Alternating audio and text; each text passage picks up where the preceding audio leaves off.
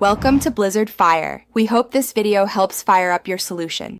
You start by stabilizing the slide and aligning your reference marks. This prevents drift while you push the site. Once the gun is clamped, you install the matched adapter plate so the pusher contacts the site face evenly. Tighten the pusher base by hand until it sits flush, then turn the adjustment screw slowly until it contacts the site. This controlled initial engagement minimizes marring and sets you up for precise movement in the next steps. You now apply measured force using the wheeler's fine thread screw. This gives predictable travel and prevents sudden jumps. Turn in small increments, 1/4 to 1/2 turns, and after each move, release pressure and inspect the site alignment.